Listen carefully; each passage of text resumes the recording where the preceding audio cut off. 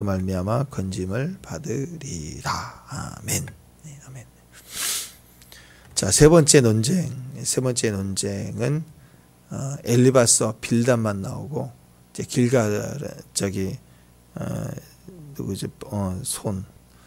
소발은 사라집니다. 소발은 더 이상 독서를 거기서 끝나고 또 끼워봐야 똑같은 이제 똥 얘기까지 나왔으니 뭐가 나오겠어요. 그러니까 이제 여기서 제한이 된 것 같아요.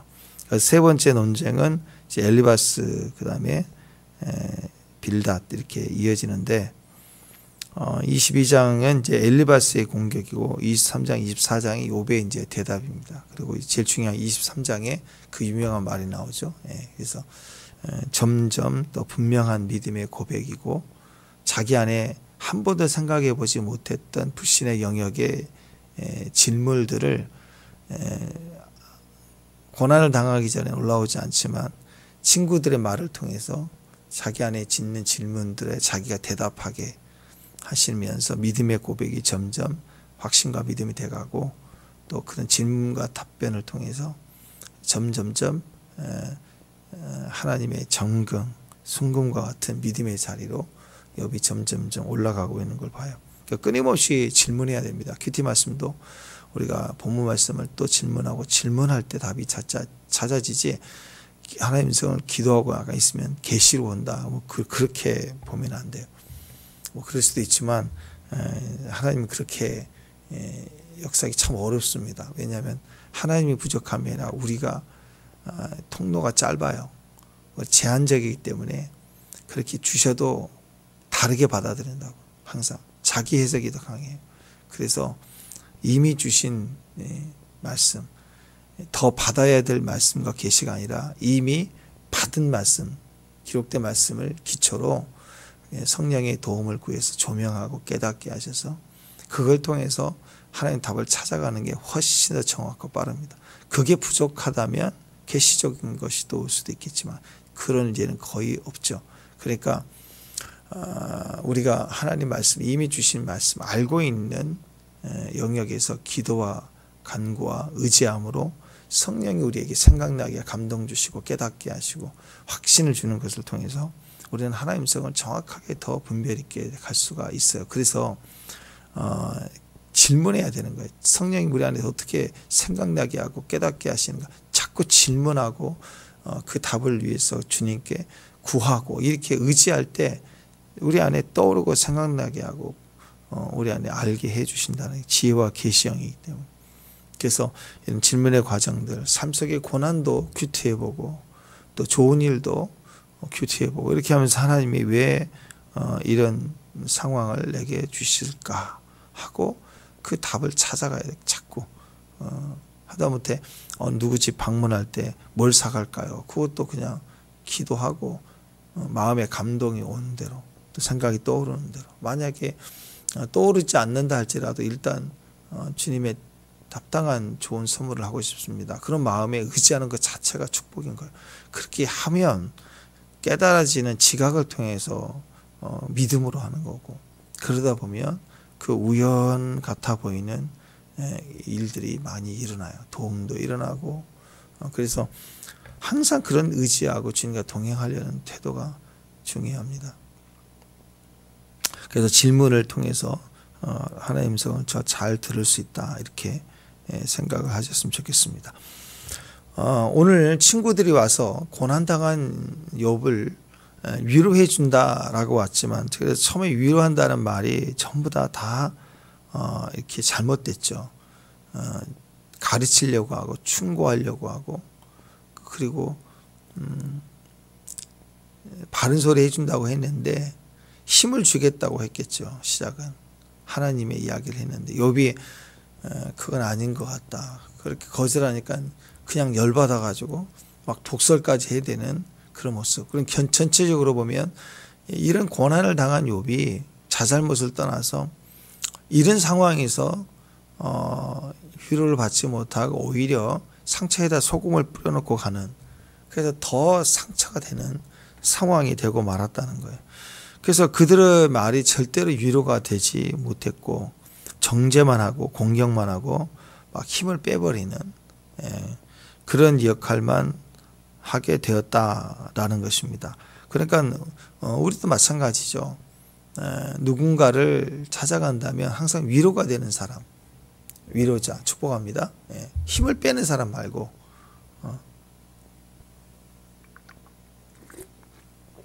그래서 내가 얼마나 바른 소리 내가 정확하게 짚어줬는가 그거 별로 중요한 게 아닙니다. 그게 아니라 위로가 되는 사람인가 위로가 됐는가 그게 중요하다고요. 어떤 사람은 바른 소리 충고 이런 거 하면서 힘을 다 빼버려요. 아픈데 더 힘든 사람 마음 심란하게 해놓고 가는. 차라리 그럴 거면 그런 충고하겠다 그런 마음이 있으면 차라리 입 다무는 게 더 나아요. 그때는 좀 안 나타나 주는 게 낫고 어쩔 수 없이 갔다 그러면 입 다물고 끝까지 있다. 고난당한 사람 집에 갔을 때는 함부로 말하지 말고 끝까지 침묵하고 그냥 얼굴 보고 오는 게 제일 낫습니다. 굳이 말한다 그러면 하나님 말씀 이렇게 내가 받은 말씀 이렇게 뭐 가르치려고 하지 말 내게 힘되는 말씀 나누고 온다든지 기도해주고 온다든지 그것도 좀 안 된다 뭔가 마음이 상해서 떠오른 게 없다 그러면 그냥 돈 좀 주고 오든지 뭐 좀 사 드시라고 오든지 그게 위로가 된다. 그 약간의 힘이라도 된다고요. 그게 아니면 반찬을 좀 만들어 좀 이렇게 뭐라도 먹어야 힘내지 하고 다른 얘기하지 말고 하고 싶은 얘기 이따만은 보따리에 있어도 절대 꺼내지 말고 그냥 밥 먹어야 힘내. 그리고 속으로는 힘나고 일어나야 싸우지 그러면서 좀 반찬이나 좀 해주고 오고 가서 좀 청소나 좀 해주고 오든 심란해 있으면 그게 제일 중요해요. 힘이 돼야 돼 힘이. 근데 여튼 우리가 위로자가 된다는 것은 위로자는 위로가 뭘까 위로가 그 상황이 어렵거든요. 막 금메달 따가지고 기쁜데 위로해 주겠다. 그건 바보죠. 그게 무슨 위로예요. 그게 아니라 어렵거든요. 고난당했거든요. 그러니까 위로는 뭐냐면 내가 어떤 역할을 하겠다는 것보다도 그냥 견딜 힘, 인내할 힘을 주겠다. 그 정도가 최고 좋은 위로예요. 그러니까 견딜 힘, 이 부분을 견딜 힘. 그냥 오늘 하루만 나 때문에 오늘 하루만 힘을 좀 얻었으면 아니면 그건 반나절 저녁에 자기 전까지만 해도 힘을 얻었으면 그러니까 반찬 하나 딱 해가고 가는 정도면 좋아요. 그냥 나 때문에 하루 영성 하루만 견디면 우리도 아무리 죽을 듯 좀 당장 막 무슨 일 터질 듯 그래도 하루만 견디면 살죠. 그죠? 안 그래요? 우리 하루 영성이잖아요. 오늘 하루만 견디게 해주세요. 그리고 오늘 하루만 보내라고요. 그러면 또 내일은 새 하루고 새 힘을 주고 또 못할 것 같아도 그 다음날 또 출근하고 그래요. 그러니까 내가 만났을 때 오늘 하루만 힘이 되는 사람 정도면 돼요. 반찬 하나 뭐 그 정도면 돼요. 그런 마음으로 오늘 하루 견딜 힘 그게 진짜 큰 위로가 됩니다. 나중에 그게 남아요. 막 그때 엄청난 도움이 될 만한 큰 산 하나 옮겨준 거 그것은 그런 건 오히려 사람이 좀 준비 안 된 사람에게는 자기를 또 의지하게 만들거든요. 쫓아오게 만들고 그런 거 말고 딱 하루 힘 정도만 견딜 힘을 준 정도면 고난 지나고 날 때 그런 분들의 위로가 많이 남더라고. 많이 남아요. 말 한마디 같이 있어주는 거 밥 한 끼 먹고 가는 거 와서 좀 말없이 있는 거 좀 지저분한 거 좀 치워주고 가는 거 치울 마음도 없거든요. 치워지기도 힘들고 그럴 때 크게 말하지도 않고 잠깐 해주는 거 견딜 힘을 잠깐 주는 거예요. 그게 고난당할 땐 최고 큰 위로가 되는 것입니다. 욥의 친구들은 위로라고 왔지만은 막 힘을 다 빼요. 위에서 빼고 막 옆에서 빼고 그냥 독설에서 씌워서 빼고 짐을 더 주고 가고 막 그래서 공격하는 자들이 되고 말았다. 그 위로가 전혀 되지 못했다 볼 수 있습니다. 엘리바스와의 논쟁 이제 세 번째인데 22장에서 말하는 것은 뭐냐? 엘리바스의 기본 그 기준에서 하나님에 대한 자꾸 자기만의 오해된 자기 만난 수준의 하나님이겠죠. 율법적인 그 기계적인 하나님을 들고 와서 또 막 계속 얘기를 해요. 기계적인 거. 그러니까 막 기계적인 거. 시스템이 그렇다는 거예요. 시스템이. 하나님의 법이 그렇다는 게 규칙이. 그러니까 너 그거 안 고치면 안 돼 하고 계속 그 기계적으로 행동하라는 거예요. 자꾸. 그러니까 하나님은 어떤 법칙을 만드신대. 하나님은 어떤 법칙을 만드시고 그리고 그 법대로 움직이게 해 놓으셨기 때문에 그래서 그 법대로 움직여야 하나님이 행하신다. 그러니까 뭐 더 이상의 어떤 다른 행동하지 말라. 그래서 확대해 보면 그거 안 해요. 너의 일에 하나님이 간섭할 시간이 없어. 다 만드신 거야. 그 말씀의 규칙대로 가야 돼. 그러니까 네가 이것을 순종하지 않으면서 기도한다고 될 것 같니? 울고 있다고 될 것 같니? 그러니까 빨리 이 하나님의 법칙대로 지금 움직여야 되는 거야. 비슷하죠? 뭔가 맞는 것 같죠? 그렇죠? 예. 그걸 얘기하고 그걸 기계적 하나님이라고 그래요. 하나님의 존재는 믿어요. 근데 하나님은 법칙을 만드시고 그 법칙대로 완성해 놨대요. 어떤 분들은 확대에 대해서 그런 얘기를 합니다. 이제 더 이상 하나님은 계시가 없다. 성경이 완성되기 전까지 사도들, 선지자들 그런 영적 거장들에게 계시를 줘서 성경을 쓰게 완성했지만 이제 성경이 완성이 됐으니까 계시는 없다. 그래서 성경을 통해서 영감을 받아야 된다. 그게 맞는 것 같아요. 그래서 더 확대해서 얘기하면 또 다른 계시를 받으면 그것은 67권, 68권 성경이 이렇게 써져야 된다. 그러니까 그런 계시가 필요 없다. 맞죠? 맞는 것 같은데 또 틀려요. 하나님이 제한적으로 우리 언어를 통해서 성경의 말씀들을 정해 주셨고 말씀해 주셨지만 그것을 제한하셔서 말씀했지 하나님 나라가 전부가 성경에 있는 건 아니거든요. 그렇게 따지면 성경대로 계시가 된다면 에이즈나 뭐 코로나 이런 건 나오면 안 되는 거죠. 그걸 나오면 이단이죠. 안 그래요? 이보다 앞으로 생겨날 새로운 바이러스, 새로운 뭐 그런 것들의 질병에 대해서 낫는다 그러면 성경 없는 거니까 잘못된 거죠. 이런 식으로 가버려야 안 된다고요. 하나님의 공적인 언약의 성취에 대한 계시들은 사도를 통해서 충분해요. 요한계시록에 보면 새하늘 새 땅 예루살렘이 다 완성되는데 뭘 또 다른 계시가 있겠어요. 그 이편 해가지고 새 예루살렘이 또 다른 역사에서 또 그거 이상하죠. 그건 이미 끝난 건데 그 계시는 끝났겠죠. 사도 요한을 통해서 다 봤으니까 증거했으니까 이루어지리라 속히 오리라 그랬으니까 오시기만 해. 그런데 하나님은 그런 문자나 약속에 끝나버리신 분이 아니라고요. 그 속에서 믿음을 가진 종들을 통해서 지금도 병을 치료하시고 살해 역사하시고 계시하는 꿈과 환상을 통해 말씀해요. 그거의 그 꿈과 환상을 통해서 말씀하심이 새로운 성경을 써라는 그런 계시가 아니라는 거죠. 공적 계시는 끝났고 우리 삶 속에 사랑은 계속되어야 돼요. 사랑이 계시 아닌가요? 나 당신 사랑해. 당신 나 사랑하지. 우리 결혼해. 그럼 계약서 해갖고 막 3,000가지 법칙을 막 다 써갖고 와서 사인해 해서 이대로만 살아. 아침에 뭐 먹고 뭐 이게 결혼 생활이냐고요. 그거 아니죠. 날마다 신비롭게 계시가 되고 사랑은 말로 할 수 없는 계시가 계속 있는 거죠. 예. 그러니까 그와 같이 이 엘리바스가 욥을 지금 공격하고 논쟁하는 그 자기의 하나님, 소개하는 하나님, 기계적 하나님 이걸 완성해 놨다. 그러니까 너는 이거 제대로 안 하면 이것을 통해서만 하나님 하신 거야. 그러니까 지금 너가 이렇게 울고 있는 거 이렇게 막 기도하고 있는 거 별 소용 없어 하고 지금 그걸 이렇게 그 규칙, 왜냐하면 이 규칙, 법칙, 율법 이렇게 정하면 사람들은 거기에 경외함을 느낀다고요. 인간적으로. 그게 굉장히 뭐 하다못해 제사 지낸 사람들 제사법 그건 괜히 그날은 경건해 보이잖아요. 저는 장례식 이렇게 참석 많이 하면서 느끼는 것 중에 하나예요. 그 집안의 아들이 망난이거든요.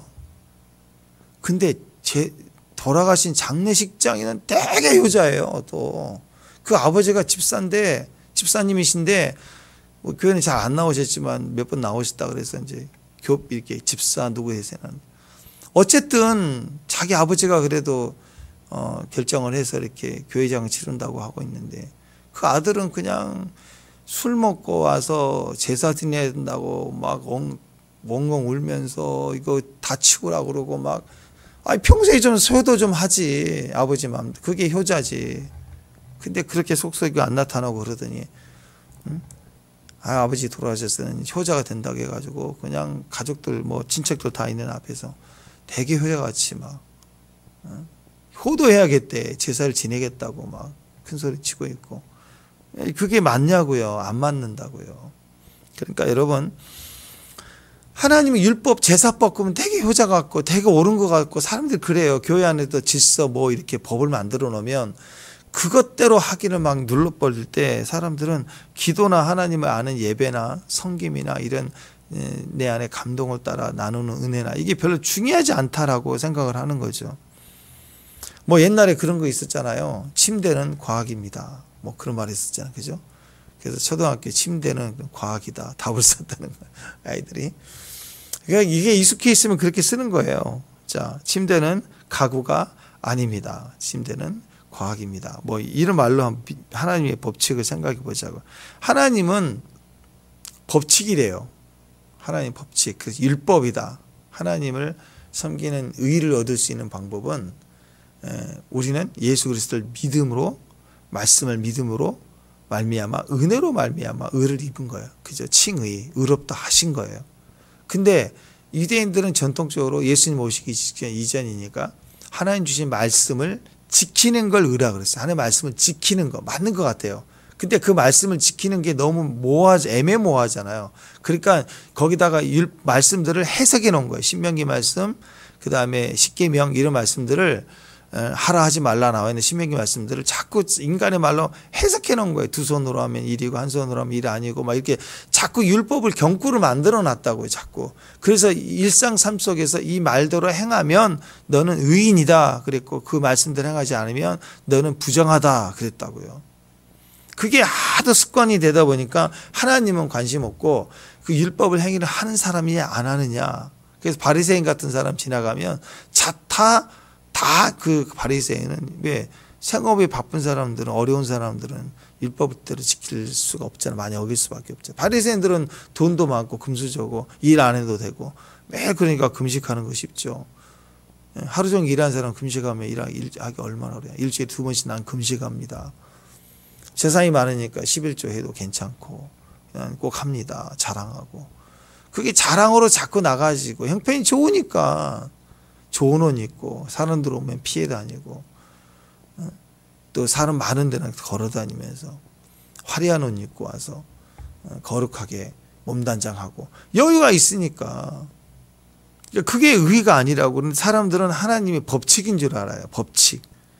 그래서 엘리바스가 와서 욥을 징계하는 게 지금 그렇게 심란하게 있는 게 한심해 보이는 거예요. 법대로 네가 주일 성수도 해야 되고 이럴 때일수록 기도 자리에 나와야 되고, 이게 그러니까 우리가 조심해야 된다. 이 말이 맞는 거죠. 심란할 때, 어려울 때, 고난 당하도 더 예배로 나와. 그 말이 맞는 거예요. 그죠? 그렇다고 해서 그게 그렇지 않는 그 심란하게 마음이 눌려 있는 상태에 고난 당한 자를 정죄의 수단으로 하나님을 기계적으로 자꾸 주셔야 되면 말은 맞는데 계속 상처가 되는. 기도합시다. 기도해야 됩니다. 그게 고난당한 자에게 위로와 힘이 돼야 되는데 막 짐을 더 지어주는 꼴이 된 거예요. 막 40일 해야 돼. 작정. 이럴 때에서 힘내. 40일 작정. 이렇게. 그렇게 해가면 상처가 되고 고난이 되기 시작하네요. 그러니까 하나님의 그 말씀이, 하나님의 역사는 지금 법칙대로만 일하신다는 거예요. 악인은 반드시 판단하셔. 악인은 반드시 지옥 가. 망할 거야. 근데 그 말이 맞는데 고난당한 자에게 할 말이냐고요, 지금. 자기도 왜 이런 일이 일어났는지를 모르고, 물론 자타 공인 악인이다 그러면 이게 내 죄인가 생각을 하겠죠. 근데 그게 아닌 사람에게, 어려운 일 당한 사람에게 하나님은 악인을 치신다. 그 말만 딱 해도 그게 뭐예요? 얼마나 그 상처를 주는 말이에요. 그 내적 치유 우리가 항상 하고 그럴 때도 보면 그래요. 그걸 통해서 상처의 영향력이 얼마나 우리 안에 지금 현재의 나의 성격과 상황을 묶어두고 있는가를 풀어내고 용서하고 풀어내서 해결하고 주 앞에 나가기 위한 수단으로 우리 자랐을 때 환경이나 이런 상황들, 영향력들을 우리가 분별하고 기도해 나가죠. 근데 그거 조금 나누다 보면 내적치유 병에 걸린 사람이 생긴다고. 이게 다 자기를 확인해야 되는데 상대를 확인해요.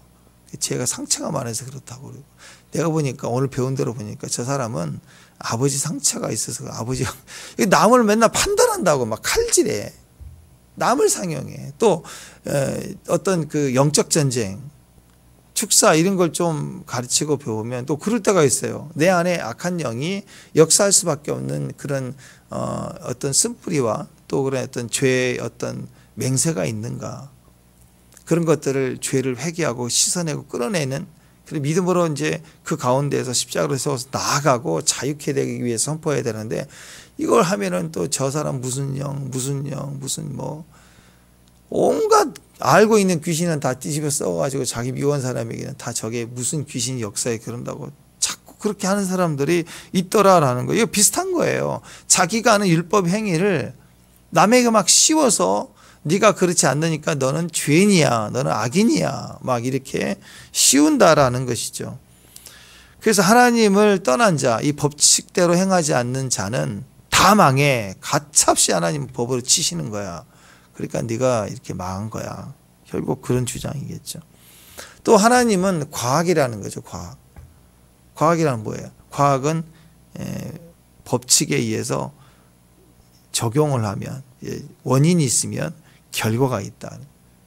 과학적 원리로 네가 잘못을 저질렀으니까 이렇게 재난이 임한 거야. 악인을 치신다. 그럼 네는 악인이다. 자꾸 인과응보식으로 얘기를 하고 있는 거예요. 그래서 지금 욥의 친구들 그 얘기를 하고 있는 거죠. 어떤 죄가 있기 때문에 네가 악인이기 때문에 하나님 치신 거야. 또 우리 스스로도 고난을 당할 때 그럴 때가 있어요. 하나님 제가 무슨 죄가 지었다고 저한테 이러세요. 자기도 너무 고난이 클 때는 진짜 내가 무슨 죄를 지었나요? 무슨 죄가 있다고 저한테 이러십니까? 하나님께 말하는 그 자기 스스로의 질문도 그렇고요. 사람이 사람을 판단하는 질문도 뿌리가 뭐가 있냐면 다 죄로 보고 있는 거예요. 죄. 무슨 원인이 있을 거라는 거죠. 그래서 사람을 정죄한다라는 거예요. 그러니까 이렇게 접근하는 것은 매우 하나님을 매우 합리적으로 설명하려고 해요. 합리적으로 이해하려고 말하고 있는 거예요. 그게 어느 정도 맞는 것 같은데요. 하나님 우리 합리에 가다두고 설명되는 그런 분이 아니라고요. 하나님이 인간의 설명에 정확하게 설명이 되시는 분이시라면 그건 인문학이에요. 그건 철학이에요. 학문이 학문, 하나님은 또 과학이에요. 과학. 이렇게 했더니 이렇게 했다. 그러면 자 구약에서 뭐 예를 들어서 선을 행하고 믿음의 행위를 했을 때 하나님이 복을 주셨다. 이게 맞는 부분도 있겠죠. 그러나 그걸 법칙화할 때 법칙화해버리면 이제 하나님 필요 없는 거예요. 하나님 필요 없어요. 그냥 성경을 연구하고 법칙대로만 적용해 살면 되는 거예요. 인생이 행복해지는 거예요. 그건 신앙이 아닌 거예요. 더 이상. 기도해도 응답이 되기도 하지만 기도해도 더 어려운 꼬임이 생길 수가 있는 거예요.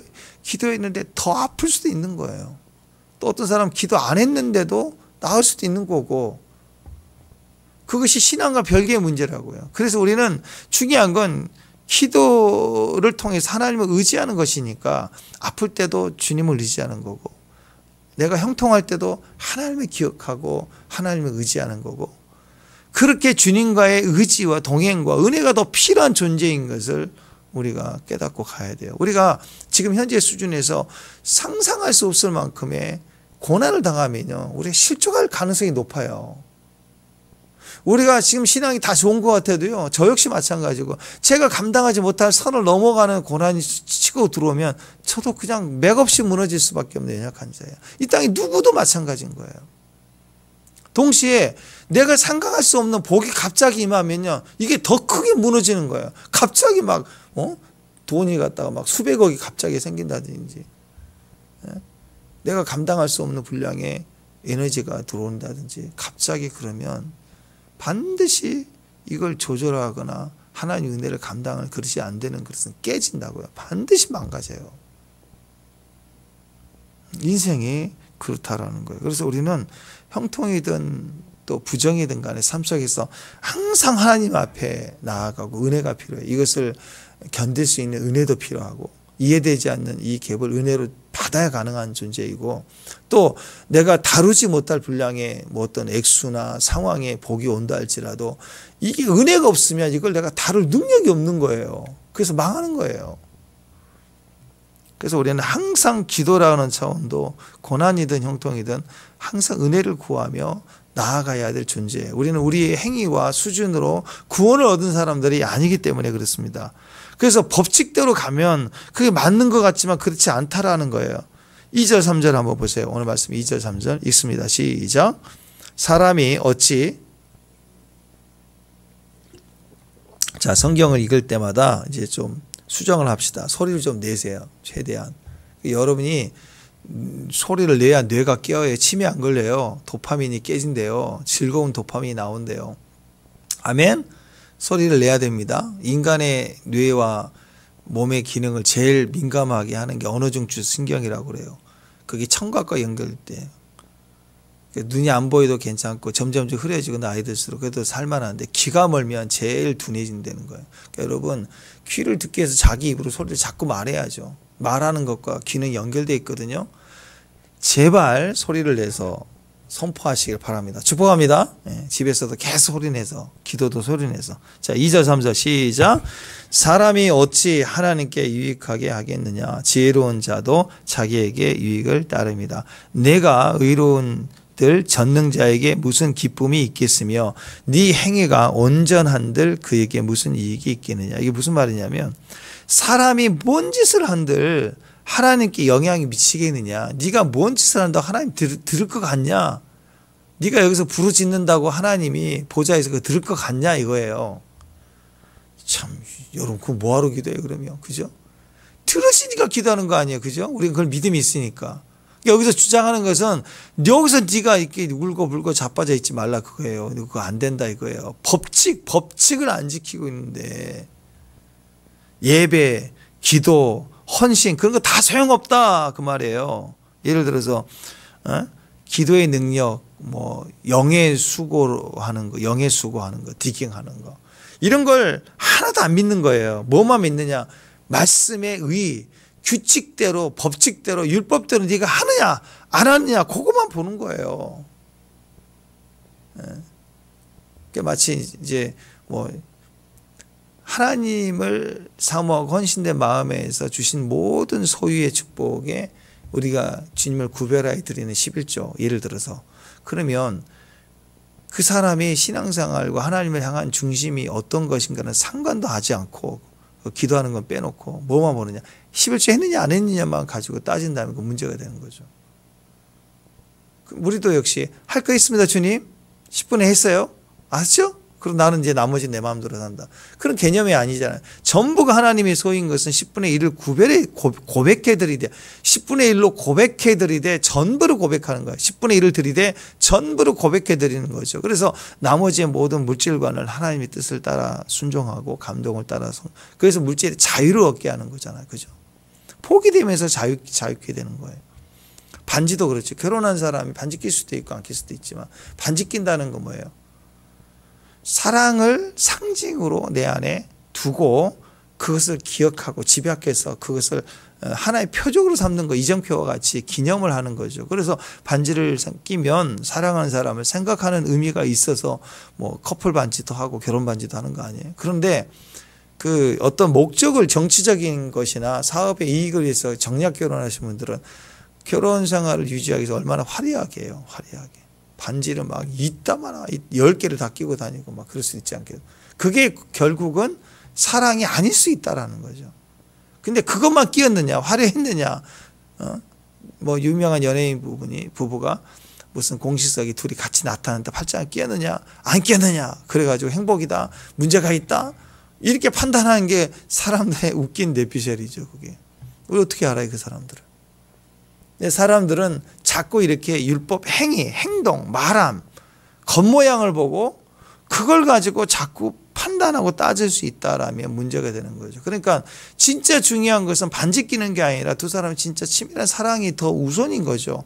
하나님과 관계에서도 지금 엘리바스는 이 욥의 친구들의 이야기는 욥이 하나님과 어떤 관계인가는 관심이 없는 거예요. 뭐가 있느냐? 너 지금 행위를 하고 있느냐? 규칙대로 하고 있느냐? 안 하고 있느냐를 가지고 계속 지금 공격을 하고 있는 거예요. 예배하는 행위, 그게 중요하다 이거예요. 그게 아니죠. 예배하는 자의 중심, 하나님과의 사귐, 주의 음성을 듣고자 하는 중심에서의 상한 마음을 가지고 주 앞에 서 있는 태도, 그 중심이 중요한 거죠. 하나님이 어떤 하나님이냐면 법칙을 만들어 놨대요. 그리고 그 법칙을 깨면 그 사람 하나님 믿는 의인이 아닌 거예요. 그래서 기적도 안 믿어요. 자연 법칙도 안 믿고 그냥 말씀대로 했냐 안 했느냐, 그 사람이 얼마나 상처가 있느냐 어려움이냐 관심도 없어요. 그냥 했냐 안 했냐, 율법대로 살았느냐 안 살지 않았느냐, 그것만 계속 보는 거예요. 그냥 하나님을 법칙으로만 믿는 거예요. 정해진 율법으로만 믿는 거예요. 그러니까 이런 사람들은 하나님께 별로 관심이 없습니다. 주님을 사랑하고 사모하는 그 음성을 듣기를 사모함이 없어요. 그냥 기계적으로 말씀도 몇 개를 더 암송하고 내가 성경 지식을 좀 아는 거, 공부하는 거, 거기만 가득 차 있지 하나님과 아무런 상관이 없는 거예요. 하나님 법칙이니까. 또 하나님은 과학이니까 원인이 있으니까 결과가 있는 거다. 어떤 사람은 판단할 때 무슨 죄가 있는 것만 계속 판단하는. 우리가 상담을 하거나 또 내책 치유나 이렇게 축사할 때도 동일한 겁니다. 상처를 다루는 부분에 있어서 그 사람의 어떤 이야기 속에 내면의 상처가 계기됐던 과거의 그 이유들이 있어요. 근데 결국은 그걸 해결하고 풀어주는 데 변화가 있는 거지만 그렇지도 않아요. 그걸 상처를 얘기하는 사람을 인격적인 존재로 받아줄 때부터 치유가 시작돼요. 꼭 과거에 무슨, 여러분 상처라는 게 과거에 생각나는 큰 상처도 있지만 생각나지 않으면서 쌓여진 상처가 너무 많아요. 언제 그걸 다 상담해서 다 풀어야 해결될까요? 그렇지 않아요. 그래서 상담하면 할수록 계속 의지한다고, 사람들이 그렇게 되면. 그건 같이 딜레마에 빠지는 거예요. 그래서 많은 말들을 들어주고 받아주는 과정에서의 그 인격적으로 자기를 받아주고 들어주는 차원에서도 중요하지만 어떤 부분에 있어서는, 왜냐하면 상처가 심하거나 또는 악한 영에 많이 노출된 사람들은 자기가 무슨 말을 하는지도 모르고 해야 돼요. 그럴 때가 많아요. 중심 없이 막 이 말 저 말을 다 해야 될 때가 있고, 때로는 감정이 나올 때는 정리가 안 된 상태에서 여러 말을 할 수도 있고, 때로는 많은 사람들이 다 얘기를 안 듣는다는 걸 알았어요. 상담을 하면서도 다 얘기를 안 해요. 자기에게 유리한 것만 얘기해요. 그래서 정확하게 하나님께서 그 고비를 풀어가실 때 보면 하나님께서 지식의 말씀을 어떤 부분들을 탁 보게 하실 때가 있어요. 거기서부터 풀어진 경우가 너무 많아요. 그래서 여러분, 자기 자신도 마찬가지고 어떤 법칙이나 행동, 과거에 행했던 환경, 그건 지나간 스토리일 뿐이에요. 거기서 무엇이 인생의 전체가 결정되는 게 절대 아니에요. 그런 계기가 될 수도 있겠지만, 그래서 자꾸 과거의 어떤 원인을 자꾸 기도할 때마다 과거의 무슨 이야기, 과거의 시간들을 따지고, 또 어떤 고난당한 사람 무슨 죄를 따지고, 그래서 이 그리스도인들이 잘못, 이게 영적인 흐름을 타는 분들 근데 되게 많아요. 그래서 일본이 무슨 지진 났다, 우리도 무슨 전에 산불 났다, 그러면 그 지역이 원래 우상을 많이 섬겼던 지역이라 막 그렇게 그 힘든 사람에게 영적 확인되지도 않은 진단을 막 해대는 칼럼을 쓰는 분들이 있다고.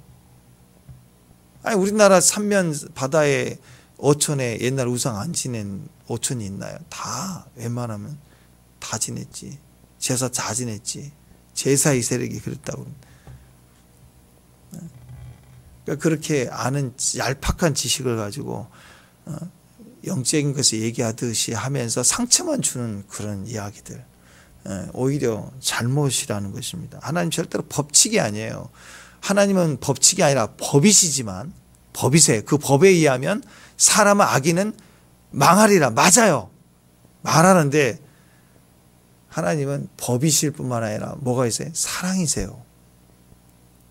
악인은 반드시 진멸하는 게 맞아요. 그러나 진멸하게 된다면, 법으로만 가면 이 땅에 구원받을 자가 아무도 없어요.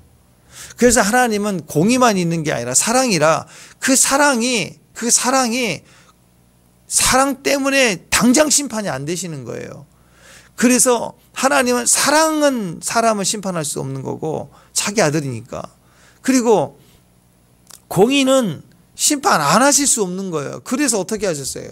자기 아들 독생자 아들, 흠없는 아들을 내어주셔서 심판받지 않도록 은혜로 구원을 이루셔서 사랑을 이루신 거고, 동시에 그러면 공의가 실패되니까 심판을 이루신 거예요. 그래서 예수님이라는 은혜가 없으면 우리는 절대 구원을 받을 수 없어요.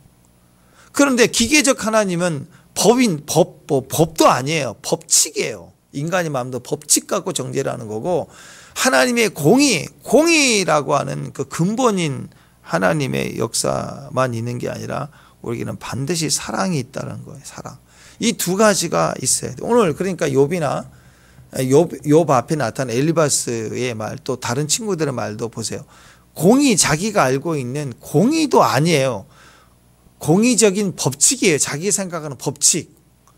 그거 가지고 와서 칼질을 하는데, 만약에 그가 공의를 알았다면 그 공의 속에는 욥만이 아니라 우리도 그 공의의 대상이면 심판받을 수 없다는 두려움이 있어야 되잖아요. 그게 아니죠. 또 하나님은 공의와 사랑이세요. 사랑의 하나님을 충분히 경험했다면 이렇게 칼질하지는 못했을 거라는 거예요. 우리가 이 두 가지를 항상 생각해야 돼요.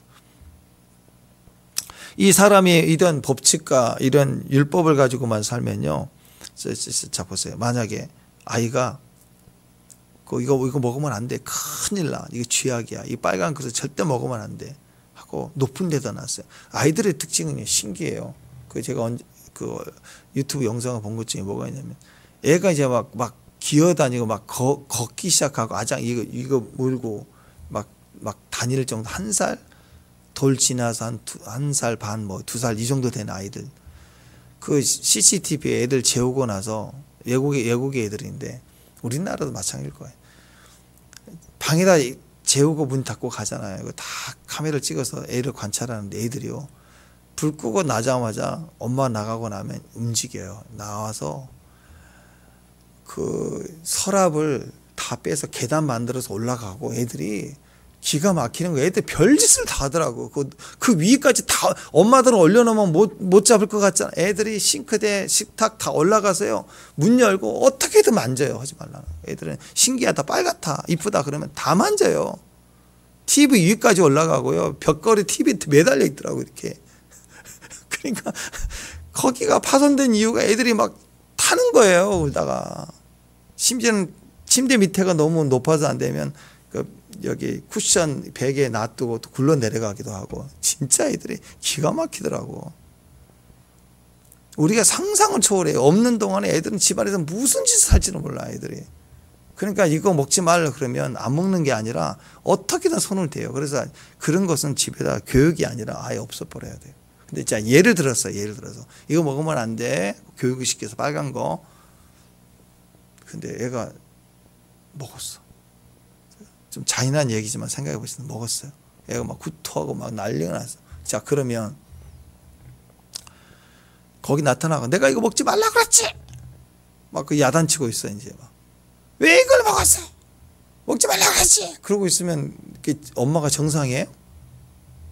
물론 교육이 필요하다면 나중에 하면 되겠지만, 일단 그 순간 어떻게 해야 돼? 애가 죽어가는데 수도꼭지 호스를 집어넣든지 119에 전화해서 병원을 뛰어가든지, 일단은 그게 중요하지 교육이 중요하냐고요. 지금 그 뭐 독약 독극물이 들어가서 난리가 나면. 그리고 진짜 교육이 필요한 것은 엄마가 바보지, 그걸 왜 거기다 놔둬요. 창고에 깊은 곳에 안 보이는 데다 놔두든지 뭐 처리를 했어야지, 그걸 거기다 놔두고 먹지 마, 그런 바보 엄마가 어디가 있어요. 그러니까 먹지 마, 거봐, 먹으면 죽는다 그랬잖아. 아이고 너 죽었네.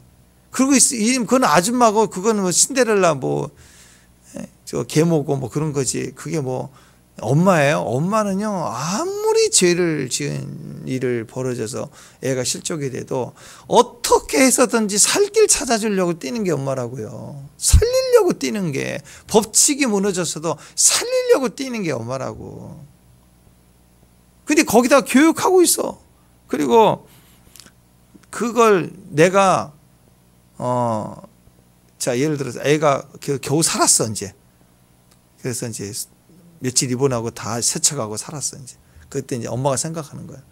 아, 내가 이걸 여기다 놔두면 안 되는구나 하고 이제 좀 더 철저하게 애를 수준에 맞게끔 이게 잘 교육이 중요한 게 아니고 이렇게 가야 정상인데, 그리고 일단 아픈 아이가 더 트라우마 생기지 않도록 돌보는 게 사랑인데, 엄마 생각은 이렇게 생각한다고 해봐요. 아, 내가 내 말에 권위가 없는 거야. 얘가 평소에 내 말을 잘 안 듣는 거야. 내가 권위를 좀 세게 해야지. 세게 하면 얘가 들을 거야. 그리고 이번에 계기가 돼서 이제 내 말을 들어야 된다는 걸 알았을 거야. 그러면 이걸 더 교육하자. 그래서 좀 낮은 단계에 놔둬. 이거 먹으면 너 절대 안 돼. 저번에 먹어서 너 죽을 뻔했지. 이거 먹으면 죽는다 하면서 독약을 막 점점 1단, 2단 아래로 막 2개, 3개 놔두면서 이거 먹으면 안 돼. 이게 먹으면 안 돼.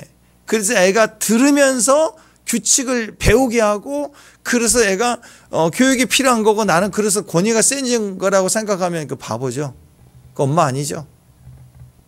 독재자가 그래요. 독재자가 군사정권을 해가지고 막 법칙 세우고 죽여버리고 막 한 번에 훅 보내고 막 기업을 쓰러뜨리고 뺏기고 막 그랬다고요.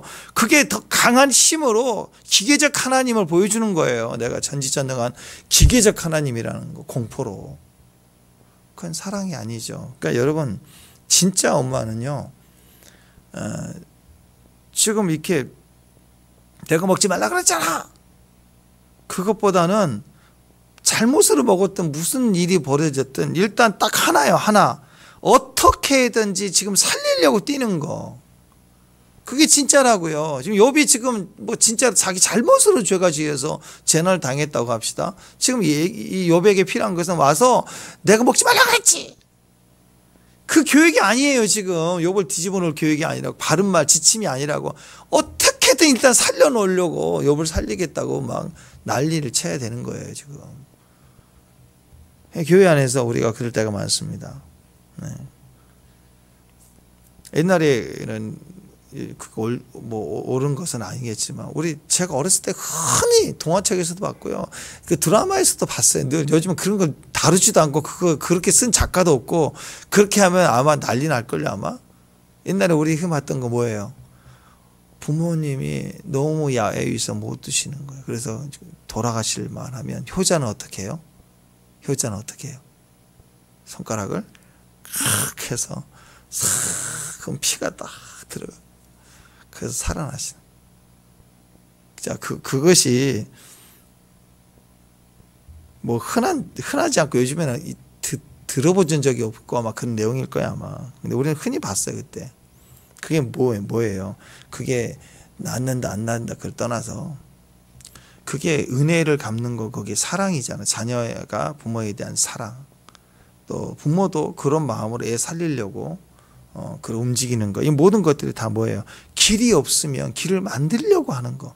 길이 없으면 길을 만들어주겠다고 하는 것이 자녀이든 부모이든 다 도리죠. 그게 사랑이에요. 사랑. 사랑이라는 배경 속에서 법칙도 필요한 거예요. 법칙도. 법칙만 있으면 안 돼. 공의만 있으면 돼. 악인의 심판, 그것만 있으면 다 죽는다니까요. 욥만 죽을 게 아니라 그 공의적 기계적 하나님만 들고 나가면 지금 엘리바스 너부터 죽어. 욥과 엘리바스를 비교해보면 100% 엘리바스부터 죽어야죠. 근데 사람들은 사랑을 모르기 때문에 은혜와 공의, 사랑과 공의 두 가지를 같이 가는 거, 그 속에는 그 법도 사랑도 다 살 길을 만들어주기 위해서 움직임이 있다는 거예요. 그래서 예수님이, 하나님이 이 땅에 그 아들을 보내주셨어요. 요한복음 3장 16절, 하나님 세상 이처럼 사랑하사, 사랑이 오시니까 독생자를 주셔서 공의를 주셨다. 공의를. 그렇게 공의를 얘기하기 전에는 하나님이 세상 이처럼 사랑하사가 먼저 들어가 있는 베이스 속에, 사랑이라는 베이스 속에 공의를 이루셨다. 이렇게 나가야 돼. 공의를 주장하려면, 옳은 소리, 바른 소리를 주장하려면 반드시 사랑이 가득 차 있는 충만한 경험이 있어야 되는 거예요. 사랑을 알지 못하고 칼만 들이대는 그렇게 됐을 때 문제가 되지 않습니까? 말씀대로 된다. 그러면 산다. 그게 공의지만 동시에 사랑이 그 안에 가득 차 있다. 공의와 사랑이라는 것. 그를 믿는 자마다 멸망치 않고 영생을 얻게 하려 하십니다. 이게 의라고요. 믿는 자마다 멸망치 않고 영생을 얻게 하려 하십니다. 이게 공의예요. 그럼 그 전에 뭐예요? 하나님의 세상을 이처럼 사랑하사 독생자를 주셨으니 이 사랑이에요. 사랑으로 오셨기 때문에 공의를 이루신 거예요. 그래서 믿는 자마다 멸망치 않고 영생을 얻게 하십니다. 이 요한복음 3장 16절 사랑과 공의 두 가지가 같이 있는 거죠. 그러니까 여러분 하나님은 우리에게 우리가 살 수 있는 길이 되신 거예요. 그 길을 위해서 그분은 사랑으로 오셔서 대가를 지불하죠. 또 그 길을 걷기만 하면 누구든지 공의를 이루어서 그래서 공의의 심판 받아야 될 자가 그 사랑의 희생으로 의를 이루기 위해서 하나님의 공의, 진짜 공의는 심판이 아니라 심판을 통해서 의를 이루신 거기 때문에 하나님 우리에게 살 길을 주셨다. 히브리서 10장 20절에 보면 그 길은 우리를 위하여 휘장 가운데로 열어놓으신 새로운 살 길이요 휘장은 그의 육체라. 새로운 살 길을 우리에게 만들어준 게 사랑이에요. 엄마는 다 죽어온 아들을 살 길을 만들려고 이것저것 다 뛰어다니는 거예요. 자식도 부모가 아프면 방법 의사도 아니고 아무것도 없을 때 손가락이라도 깨물러서 살렸다. 그 얘기들은 뭐예요? 다른 방법이 없지만 살 길이다 싶은 것을 사랑으로 뛰는 거예요. 살 길은 사랑으로 뛰어오는 거죠. 요한복음 14장 6절에 보면 예수께서 이르실 때 내가 곧 길이요 진리요 생명이니 나로 말미암지 않고는 아버지께 올 자가 없다. 요한복음 3장 16절 말씀과 연결되는 겁니다. 그러면 사랑과 공의를 같이 가야 되는 거예요. 우리는 기계적인 하나님만 믿는 게 아닙니다. 하나님이 기계적인 하나님으로만 해석되는 분이 절대 아니에요. 기계적인 게 아니라 율법이 아니라 법이세요. 말씀이세요. 말씀이 정의이기라 하지만 동시에 사랑인 줄 알아야 됩니다. 율법 정신이 필요하죠. 사랑과 공의. 누구도 억울한 자가 없게 하라. 누구도 가난한 자가 없게 하라. 가난한 자 없게 하려면 공개해줘야죠. 품어줘야죠. 사랑해. 억울한 자가 없게 하라. 공의를 이루어야 돼. 이 두 가지를 가지고 있어야 하나님의 의를 이룰 수 있다라는 것입니다. 그래서 이 믿음으로 우리가 하나님 앞에 이 본질을 향하여 이 사랑과 공의를 이루신 주의 은혜 아래 항상 우리 자신 또 고난당한 자를 접근할 때도 도울 때도 위로가 될 때도 그런 마음의 중심이 해석이 필요합니다. 이 땅을 살아가는 동안 평생 더 가까이 나아갈수록 하나님을 이해하고 경험하는 바가 공의와 사랑이에요. 이 두 가지 기준을 다 가지고 주 앞에 항상 나갈 수 있도록 뭔가 기도 제목을 삼는다 그럴 때도 그냥 이거 내가 절박한 이것을 해결을 위한 것만 제목 삼지 말고 그 기도 제목을 삼은 게 공의와 사랑이에요. 이걸 통해서 억울함이 누군가가 이 기도의 응답으로 억울한 자가 생기면 안 되고 누가 이걸로 인해서 나는 이익 보지만 누구는 손해봐서는 안 되고 그런 기준에서 기도해야 돼요. 그런 믿음의 종들 되시길 바랍니다. 기도하겠습니다. 하나님 공의와 사랑, 하나님의 사랑 안에 하나님 우리의 모든 위로와 치유와 회복이 일어나고 또한 공의의 축복 속에 우리가 사명 감당해 가는 또 하라고 하는 일을 이루어내는 귀한 종들로 서게 하옵소서. 예수님의 이름으로 기도합니다.